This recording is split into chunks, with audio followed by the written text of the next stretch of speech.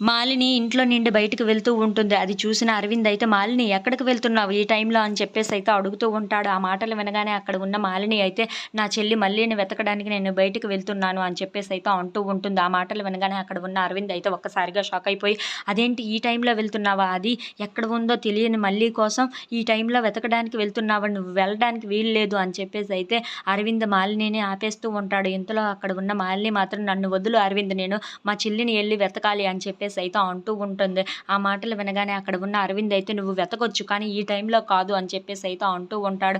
ఇంతలో అక్కడ ఉన్న మాలిని మాత్రం, "ఒక తండ్రి తన కూతురు కోసం పోరాటం చేస్తున్నాడు అని చెప్పావు కదా! ఇప్పుడు నా చెల్లి కోసం నేను పోరాటం చేస్తున్నాను. నా చెల్లి ఎక్కడ ఉందో నేను ఎలాగైనా కనిపెట్టాలి" అని చెప్పేసి అయితే అంటూ ఉంటుంది. ఆ మాటలు వినగానే అక్కడ ఉన్న అరవింద్ అయితే తనని అలా చూస్తూ ఉండిపోతాడు. ఇంతలో అక్కడ ఉన్న మాలిని కూడా అరవింద్‌నైతే, "వదులు అరవింద్, నేను ఎలాగైనా సరే ఇక్కడి నుండి వెళ్ళాలి. నా చెయ్యిని వదులు" అని చెప్పేసి అయితే అంటూ ఉంటుంది. ఆ మాటలు వినగానే అక్కడ ఉన్న అరవింద్ అయితే, ఇప్పుడు కాదు మాలిని, తర్వాత చూసుకొని మనిద్దరం వెళ్దాం" అని చెప్పేసి అయితే అంటూ ఉంటాడు. ఆ మాటలు వినగానే అక్కడ ఉన్న మాలిని మాత్రం ఆ మాటలు పట్టించుకోకుండా, "లేదు అరవింద్, నేను ఇప్పుడే వెళ్ళాలి. నువ్వు కూడా నాతో వస్తానంటే ఇప్పుడే రా.